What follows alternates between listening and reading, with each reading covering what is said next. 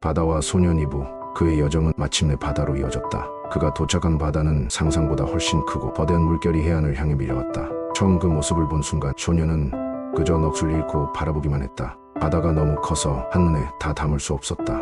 바다의 끝자락은 보이지 않았고 하늘과 물이 하나로 이어진 듯한 장관이 펼쳐졌다. 소년은 배를 타고 바다를 돌아보기 시작했다. 바다는 단순한 물의 덩어리가 아니었다.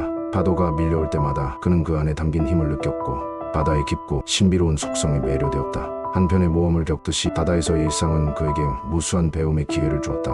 하지만 바다는 그저 아름다운 풍경만을 보여주지 않았다. 어느 날 갑자기 거센 폭풍이 몰아쳤다. 배는 흔들리고 그는 잠시 두려움을 느꼈다. 파도가 마치 자신을 삼키려는 듯했으나 그 순간 그는 자신을 잊고 침착하게 상황을 다스릴 수 있었다. 폭풍이 지나가고 나자 바다는 다시 잔잔해졌다. 바다는 우리가 원하는 대로만 순하게 존재하지 않아. 바다는 우리에게 큰 힘과 교훈을 준다. 그는 그 경험을 통해 바다가 단순한 아름다움 이상의 것이라는 것을 깨달았다.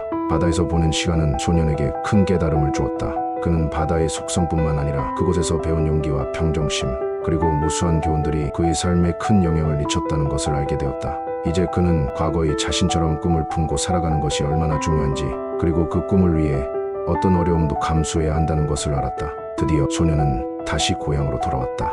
이제 그는 바다를 찾은 청년이 되어 있었다. 세월은 흘러 청년은 이제 할아버지가 되었다. 그의 머리는 지긋지긋하고 손에는 나무 조각을 깎는 작은 칼을 쥐고 있었다. 그는 마을의 아이들 앞에 앉아 그들의 눈을 마주보며 이야기를 시작했다. 어린 시절 나는 바다를 보고 싶었어.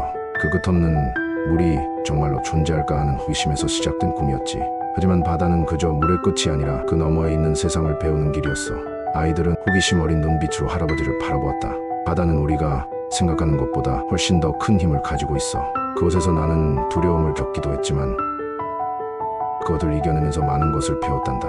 바다를 찾아가는 그 여정은 결국 나 자신을 찾는 과정이었고, 그 과정에서 내가 진정으로 원하는 것이 무엇인지 알게 되었어.